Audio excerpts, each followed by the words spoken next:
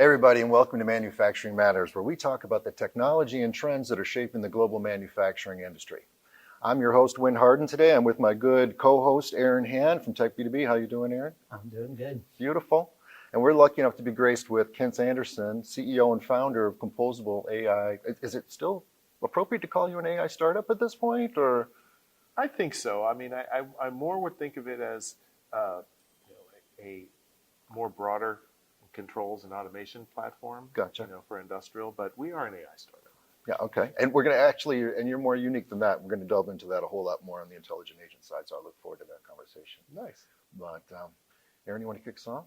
Sure. So I want to get into what your company is doing specifically, Sure. but I want to kind of couch that in what maybe our viewers would understand as artificial intelligence. So I think about, years back within the automation industry, we've been using AI for things like preventative maintenance, kind of the low-hanging fruit area. And then everybody got all excited about generative AI, and suddenly it seemed like kind of from the top down, giving orders, let's figure out how to use this, and not always so successfully.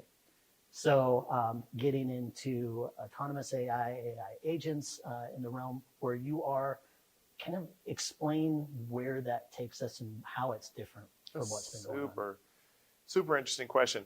The phrase that I've been exchanging back and forth with executives is, it's finally AI that can actually do something. And that's a little bit tongue-in-cheek, but not really. There is, this kind of wave after wave after wave of data and machine learning and AI technologies that, first it was, analytics. It's going to change everything about your business. If you can just, see this dashboard. I mean, I guess, maybe. I mean, then it was, if you can predict something, then that will change everything. But the fact of the matter is, certainly in industrial, I'd say in enterprise in general, all analytics, all predictions serve to make a decision. In manufacturing logistics, that's usually some high-value decision. It could be anything from inventory management, controlling a specialized machine, process control, and automation.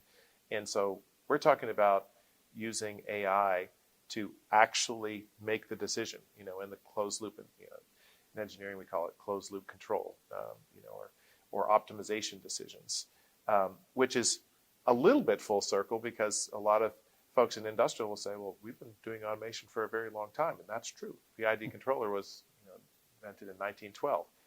What we're bringing to the table is if you apply well-engineered artificial intelligence, then you can get closed loop control and automation that has more human-like characteristics than you were ever able to before. That's what we do. Okay, great. So how did your background in Microsoft and then that work that led you to form Composabl and then ultimately intelligent agents, how does that fit into what we were just talking about with bringing that intelligence to manufacturing? Well, I'll take it even a little bit farther back. I haven't been in Detroit in a long time, and I was walking over here from the hotel, and I realized, I think the last time I was in Detroit was when I was an intern for Ford Motor Company. No kidding. That was actually my introduction to technology and innovation, and it wasn't in software. It was, it was manufacturing, air conditioning compressors, and I got to work with a lot of really great people and see how things were actually made in plants, and the plant was in Carnersville, Indiana. And so after college, I went to Silicon Valley, worked for IBM and others, and I got into software. I always had that kind of in my history, there's places where people make things. The manufacturing DNA component. Yes, where people make physical things. Right. And when I was at Microsoft, I had the privilege of traveling all over the world to every kind of steel mill, mine, the largest nickel mine in the world, largest platinum mine in the world, oil refinery, chemical plant, different factories, talking to executives, plant managers, process engineers, all the way down to operators to try to understand what the pain points were and what they needed as far as process improvement.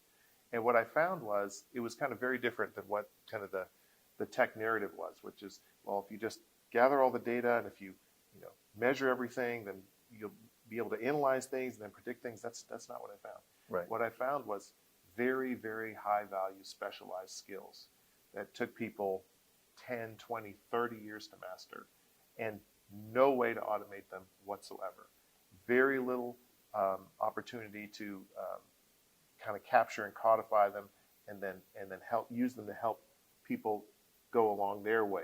in a quicker way. I went to a chemical plant for a major chemical company, and they said each operator apprentices for 7 years before they're even allowed to touch the equipment in the control room Right. and make the decisions. And I said, okay, that's where we need AI. We need AI to help with these kind of high value skills. Is that relatively unique? The time you spend in the field. I mean, normally when we think of IT leadership, guys out there, cutting edge technology, I don't think we think about them, in boots, busting around, plants, factories, processing. I think it was. I didn't think it was because I had walked, plants, and Yeah. done these things, but I think it was pretty rare. And there are some forward-thinking tech companies, big and small tech, that are realizing they need to hire, engineers and people from industry, but most don't. I mean, in fact, when I was at Microsoft, there were different people I talked to that kind of would shrug like, what are those guys even doing over there? Uh-huh. And but it takes a tremendous curiosity, desire to understand these industries, and acknowledgement that there's physical realities there. Like, you can't just do anything you want in a steel mill. No. You can't just let your algorithm do whatever you want with a piece of mining equipment that's 10 stories tall. And I think it's that combination of engineering and physical realities plus AI and machine learning that actually makes this really interesting. Yeah, that really, and I want to emphasize this a little bit. That really does put Composabl in a unique position, because you'll have a lot of companies who are offering AI tools these days. They were in manufacturing, they were in machine vision, they were in robotics. They did an acquisition, right? Integrated it in. So they had some manufacturing background before they started trying to apply AI. Yeah. But in Composabl, I mean, really, the manufacturing component and the DNA and the AI component and deep knowledge of the context of the environment was on the ground floor. Yeah. That was part of the platform was very, very much developed. And I look forward to hearing more about how intelligent agents can do more than what most people think of when they think of AI. So.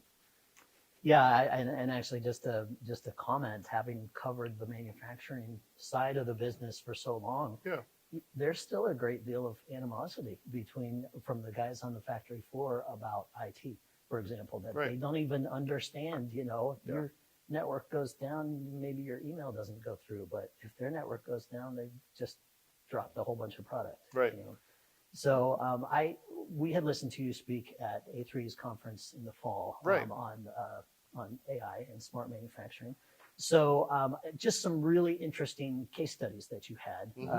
I'm thinking about one in particular. I don't know if we can name the company, but they were doing extrusion, which is basically just for our viewers, pushing food through kind of like a pasta maker. Yeah, basically. it's like that Play-Doh machine where you just put the Play-Doh in and push it down, and extrusion is used to make all kinds of things, films and display screens and soaps and a lot of types of food. Yeah, so I know you got into this a little bit already about just how long that operator has to work to become competent with that equipment.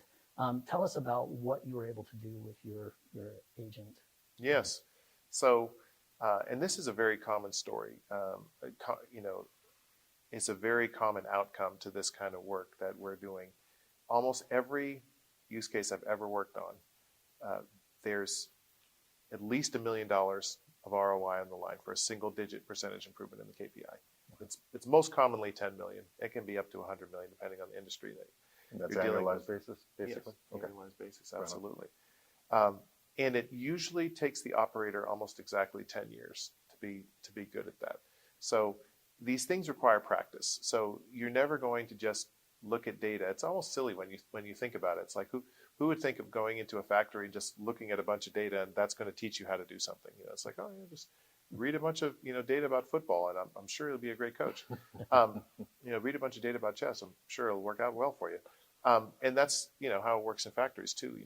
This particular extruder at this snack foods company, I remember taking the call with them and thinking, I wonder what's hard about making this snack food. Right. And it requires 10 years to learn. Yeah, that's it. When the average person probably stays in one position for a shorter amount of time than that. Absolutely. And these folks are retiring. I can't even imagine. By the minute, practically. And they told me a couple of things. They said, one, there's a lot of variables. So there's you have to keep track of, when you turn these knobs, imagine the machine has 25 knobs on it. They're digital knobs, but imagine you turn each of the knobs and then different things happen at different rates, and the product changes in different ways. It takes a long time to understand all those relationships and combinations and kind of build that into your intuition as you practice. But also they told me you can't measure everything. That's the other myth is, if you just go in and measure everything with sensors and IoT, then everything. And they said, listen, it was a corn-based product. They said, you can't tell how much corn is in a corn kernel, how much moisture is in a corn kernel. Right. You can't tell how much moisture is in there. It depends on where it was grown and how it was stored and where it was stored, and there's no IoT sensor for that. And so the operators would learn to judge based on their experience. They would learn that when corn gets introduced into the extruder, where it's essentially cooking, the product would turn out differently depending on how much moisture was in that corn. And they said, if you're going to help us with AI, we need an AI that can do that. And I said, well, okay, you're going to need an AI that can learn by practicing. And so really, anything that gets good at an industrial scale is going to require practice, whether it's a machine or whether it's a person. And so we did start with data, but you use that data to create a digital simulation of the equipment. Think of it like Microsoft Flight Simulator for whatever operation you're talking about. Mm-hmm. And that gives you an infinite amount of practice potential without memorizing the specific things that happened at any one particular time. Okay. And the AI actually learns by practicing, just like the operator did. You can actually give it a lot of practice on the cloud. It's kind of like playing a bunch of games of chess at the same time. You ever seen a person play like 6 games of chess at once? Yes. And then they go, move, move, move, move, move. Then he's, the AI is getting 6 times as much practice, or 100 times, or 1,000 times as much practice. But where this really, really comes to life, and you talked about this earlier, is we have to sit down with the expert, and the expert has to tell us what are the different skills and strategies you need to succeed. So again, football analogy, basketball, chess analogy, the operator will tell us when this happens, you use this strategy, just like running plays and passing plays. Right. And then in football, when the offense sets up like this, or the defense sets up like this, you want to run this kind of play or this kind of audible. And that's the same thing in industrial.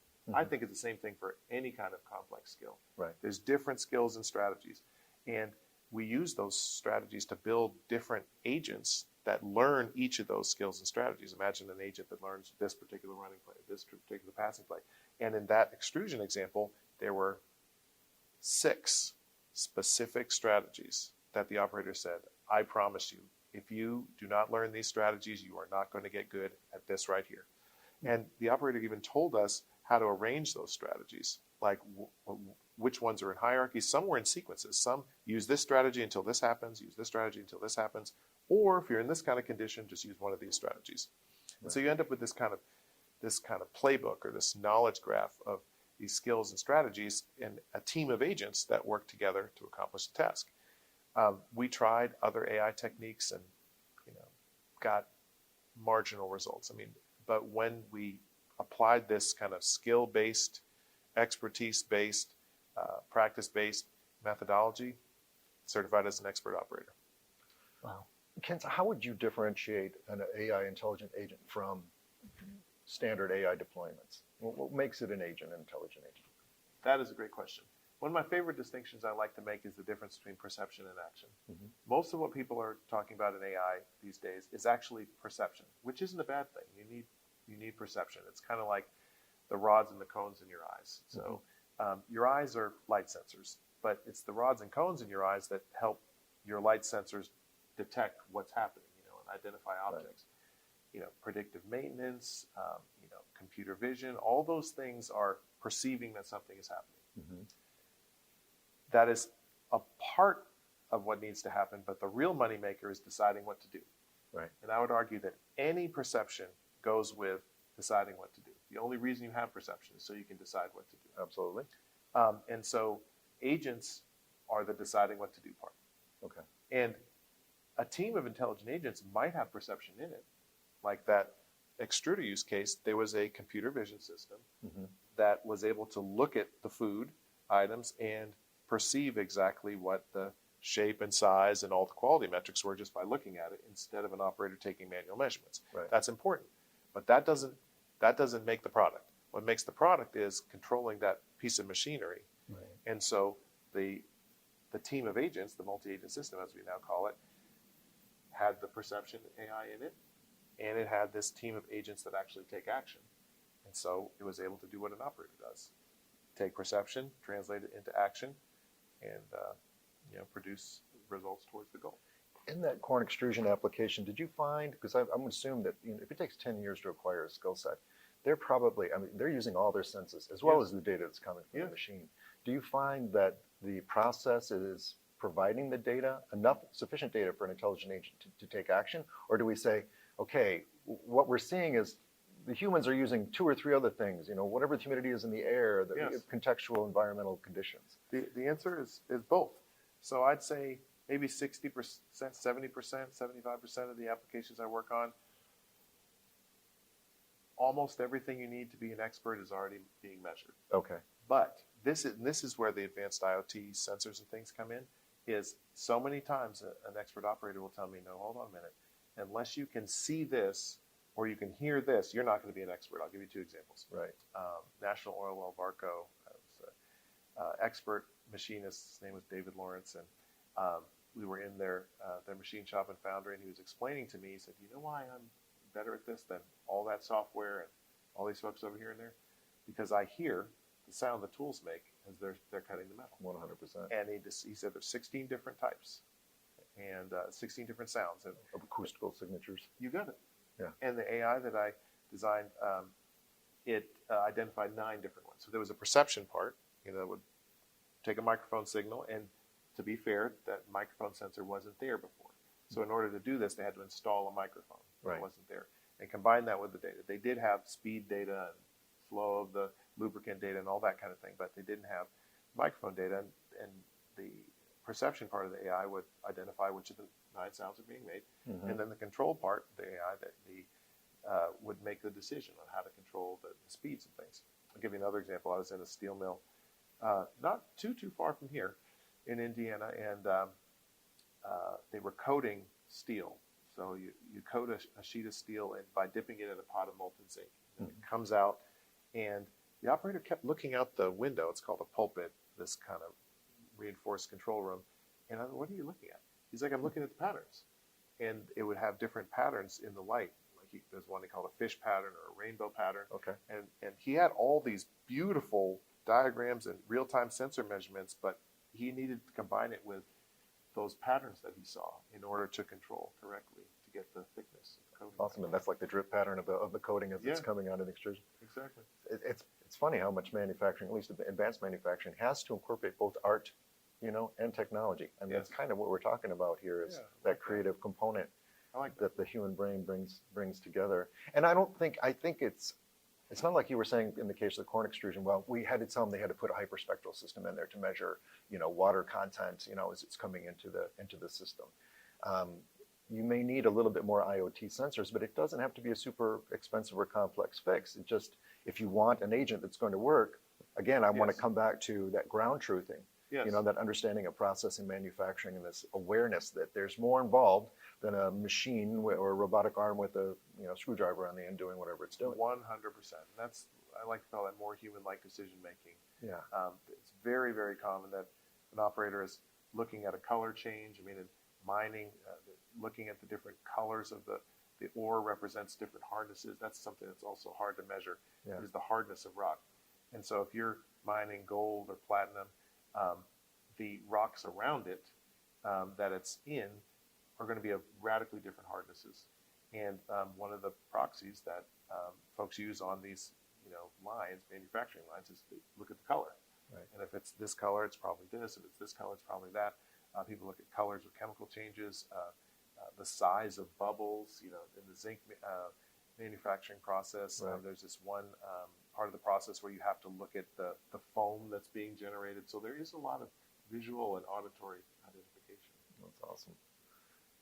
One of the things I'd like to get into is kind of going back. You've talked about the experts that you have talked with in order to build your agent. Yes. You're talking with these guys who have worked in the industry for decades, Yeah. I'm assuming.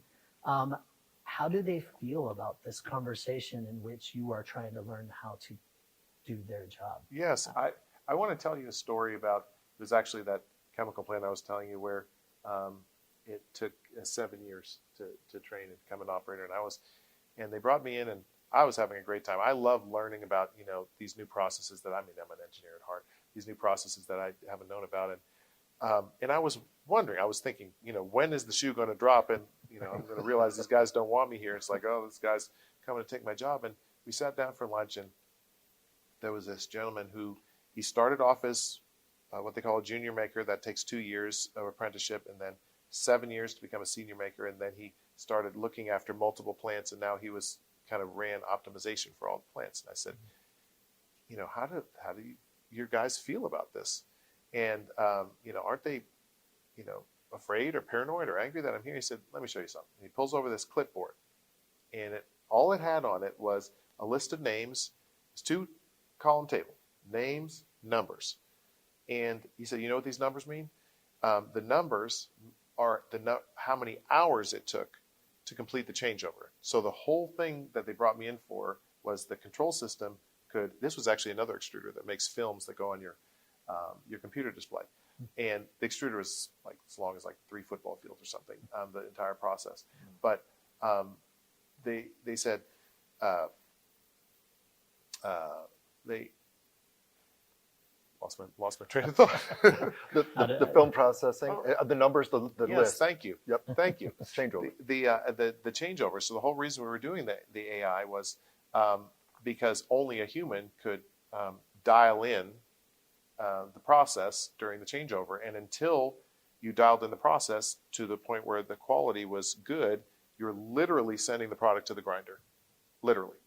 And the changeover could take anywhere from 2 hours to 47 hours. Wow. And so there were numbers. It would say like Joe, 26, Susan, 2, and he said, if you can put an AI next to the person, next to the operators so that they never have the number 46 next to them, then they're all for it because they get judged after every single shift for how many hours of changeover. And that's when I realized, oh, this isn't about replacing people at all. This is about making people better at their jobs. So only about 10% of these folks at every operation I go to are experts. Mm-hmm. Everyone else is not. They're trying to get better.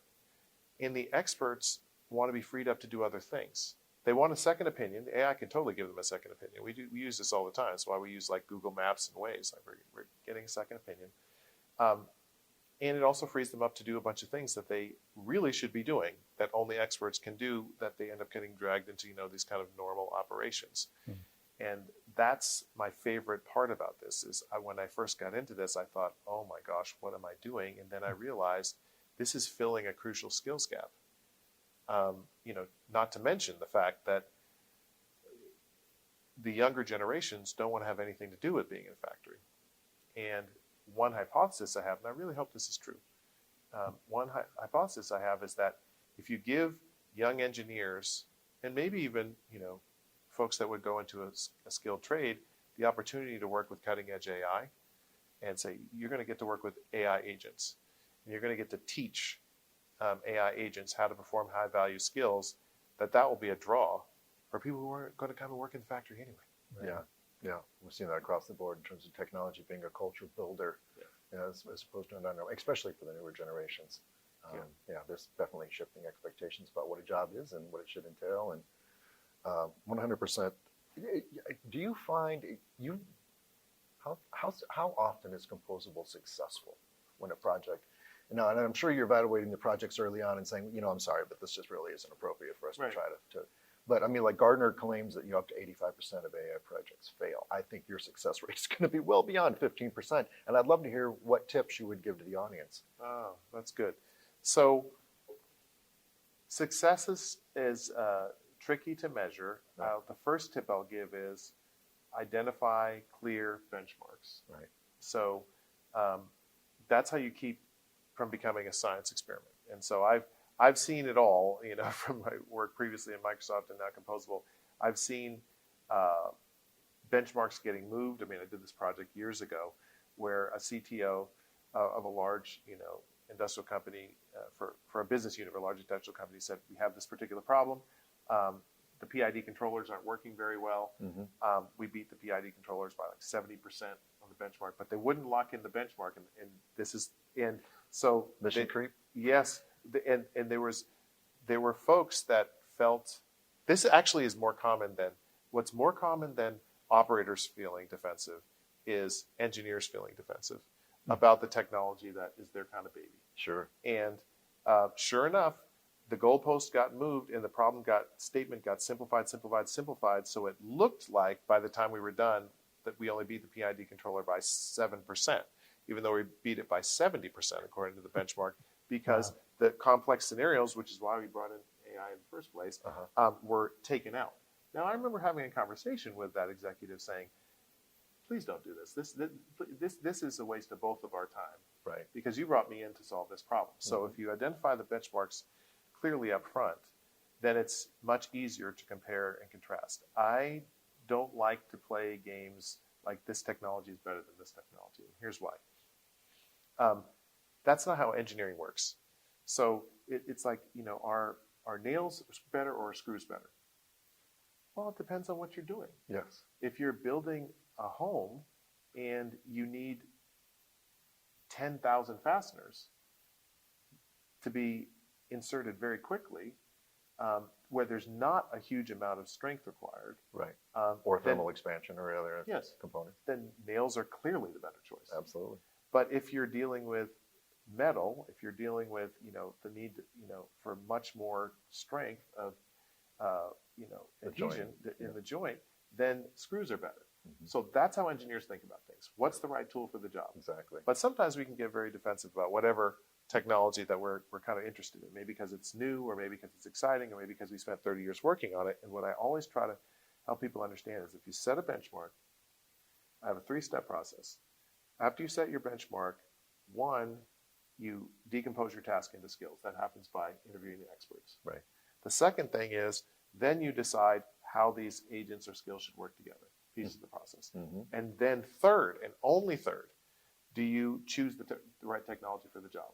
And that keeps you from getting into these kind of tribal back and forth, battles about I like MPC control, I like real-time optimization, I like this, I like that. I like it all, actually.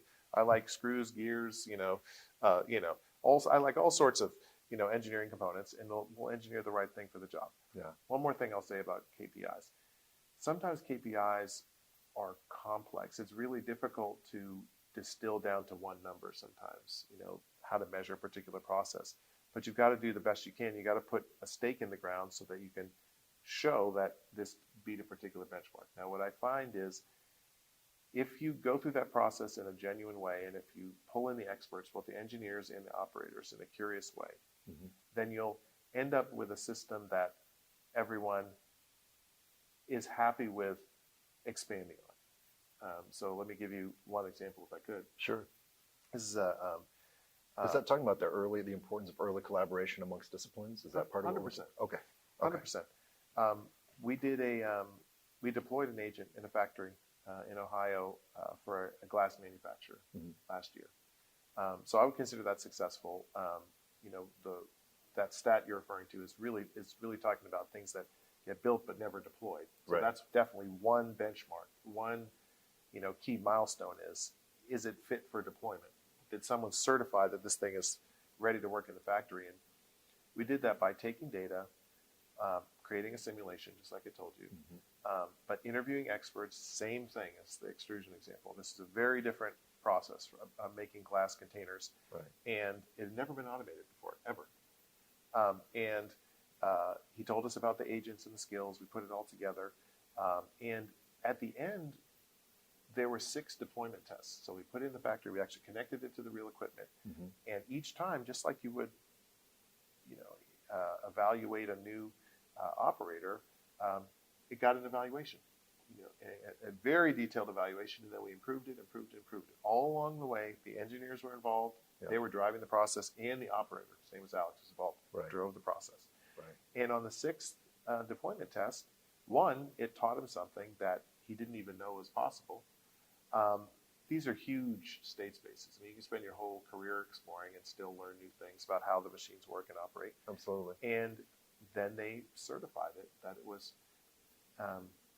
fit to work. Now, I'll say one more thing. Mm-hmm. We can hold AI to a higher standard than we do humans. So think about what we do with Tesla and self-driving cars. It doesn't matter if it's Tesla or another type of self-driving car. Sure. We put in the newspaper every single time there's an accident. Now imagine if we put in the newspaper every single time there was an accident with a human driver. Now you might say, oh, well, there's a lot more human drivers, but It would save the newspaper industry. we hold it to a different standard. It's almost a standard of perfection. And Right. so I actually was working with one of my logistics companies that deployed an AI in one of their warehouses, and I said, you have to look at this as if it was a human operator. And we were looking at the statistics. If a human operator was doing this, would you hire them? They're like, yeah. Well, there you go. There you go.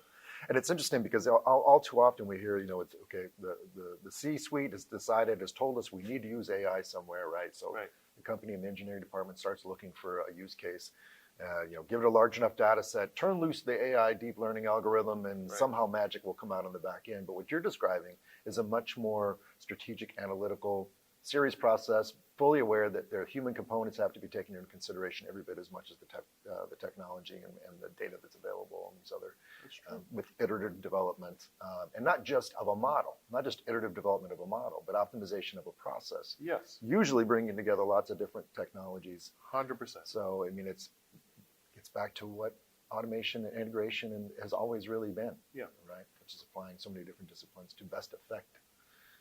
As you said, I mean, it's about solving the application. It's not about turf protection or a particular techony's benefit over another. It really is the last piece of guidance I'll give today, that I give a lot to folks when they say, well, how do I get started, is look at your highest value skills. Mm-hmm.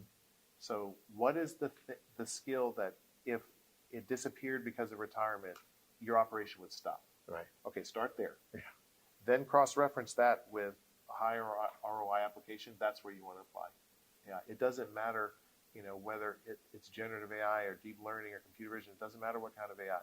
It matters what is the high-value skill and how can you reproduce it. Right. Gotcha.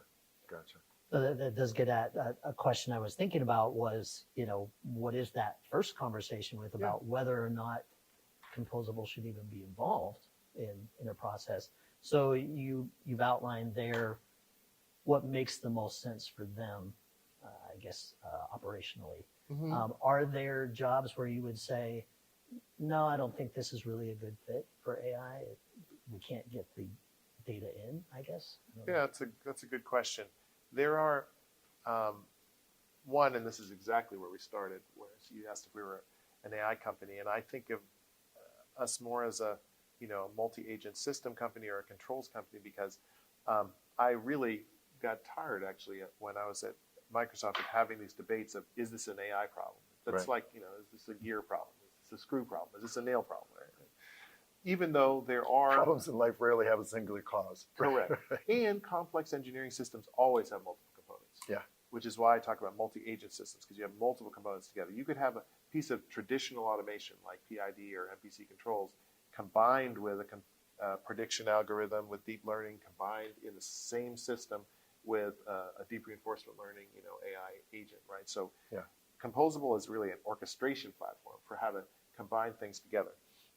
But your question is still relevant. One more time. Okay. Are there times where somebody Yes. might present a So case to you there- and say no? There are what I call six superpowers, 5 or 6 superpowers that humans bring to bear in decision making that you're not going to find anywhere else except these kind of AI systems. 1 is perception, we talked about. Yeah. 2 is strategy. Strategy is the ability to apply a completely different approach or run a different play in a different scenario. 3rd is adaptability. And that usually requires learning and practice. Adaptability means there's a lot of different ways that this particular thing could go down. The 4th is forward planning, when you have to plan multiple steps ahead. in order to succeed. Like if you do the right thing for what it looks like now, that might not be the right thing because you have to look ahead. That happens a lot in energy consumption, right? I know that the sun's coming up and the temperature is going to change, so it's actually best to turn on the chiller now, even though that might bring the temperature down a little bit more than you would think you would want to, but because you know you'll save energy later when the sun is beating down and energy costs more. That's where forward planning or anticipation helps. And deduction is the fifth. That's this ability to intuit, if you will, things that can't be measured, like that moisture in the cornmeal. And then the sixth is actually language. That's something that generative AI is amazing at. The chat GPTs and those large language models, they're amazing at translating language into our language into something else, which might be action, which might be perception. And so if those things are needed to make a good decision, you've got to have this. If none of them are needed, then you might have a situation where traditional automation and only traditional automation, you don't even need this kind of AI orchestrated system. So it's when there's simple, kind of more repetitive tasks, that is usually where you don't need this kind of, and I like to make the distinction between tasks and skills. Skills are something you learn that's like a very complex task. It requires practicing. A task is more something smaller that can get checked off and got done. This files got moved from here to here. These machines got turned on, these machines got turned off. But sometimes even inside tasks, there's greater intelligence. Like, why do you turn these machines on versus these other machines, and when? Well, now you've got yourself into a skill. But if you're talking about simple repetitive tasks, that is where I would draw the line. Okay. Makes sense. Now, I think I've heard you talk about the 6 superpowers during some of the certified artificial intelligence courses that you've taught for A3 recently. Are you the only instructor to date on is there an official name for that program yet? I always wanted to call it the AI, I don't know, what are you guys calling it? I actually, we'll have to look it up on the agenda, but we are teaching 2 of those courses on Automate this week. One is Introduction to Industrial AI, and the other is Designing Autonomous AI Systems.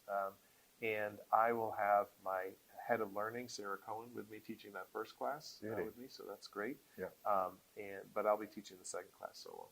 And I'm not sure, but I guess the ultimate goal is to get these classes online, so it'll be available to a large audience, if I'm not mistaken. That's right. A3 is working on that as we speak. So would very much encourage everyone to give it a chance. Make sure you drop by a3.org. Am I getting that URL correct? Automate.org. Automate.org, okay.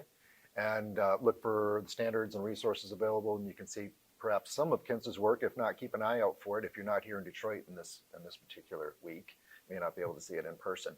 But it's going to blow your mind when he talks about how he develops intelligent agents, and it's going to make artificial intelligence become real, I think, in a way, for me, that it hadn't up until this point.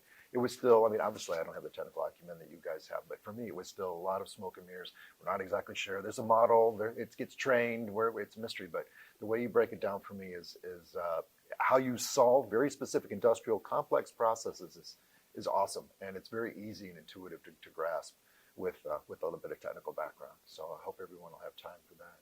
And Kence, thank you so much for taking time today. I know we're kicking off the show. Awesome. It's always a pleasure to see you, my friend. Absolutely. Have a safe trip back home. Thank you very much.